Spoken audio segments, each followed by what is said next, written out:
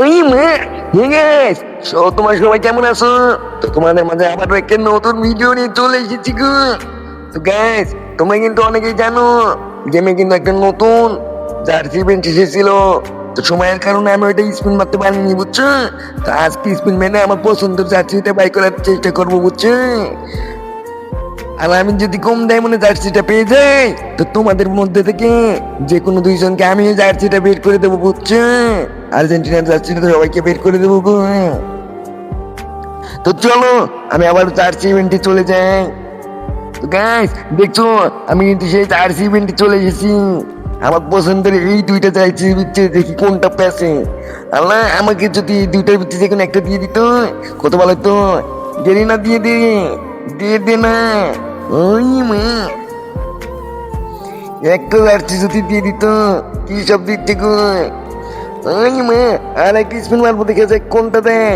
একটা তুই দিয়ে দে। ওই মা, ও গেস, দিয়ে দিছে একটা। ও ভাই, দিয়ে দিছে রে, আর্জেন্টিনাটাই দিয়ে দিছে। আমার সব থেকে পছন্দটাই দিয়ে দিছে গো।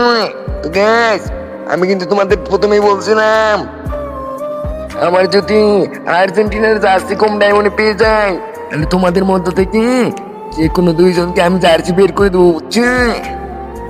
তো গ্যাস, এই ভিডিওটা কষ্ট করে একটু বেশি বেশি করে শেয়ার ও কপি লিঙ্ক করে দিবে, সবার কাছে পৌঁছে দিবা। যার কপি লিঙ্ক বেশি দেখবো, যার শেয়ার বেশি দেখবো, তাকে কিন্তু আমি এই জার্সিটা বের করে দেবো, বুঝছো? তো গ্যাস, আমি আমার পার্মানেন্ট গ্রাফটা বানিয়ে নিলাম।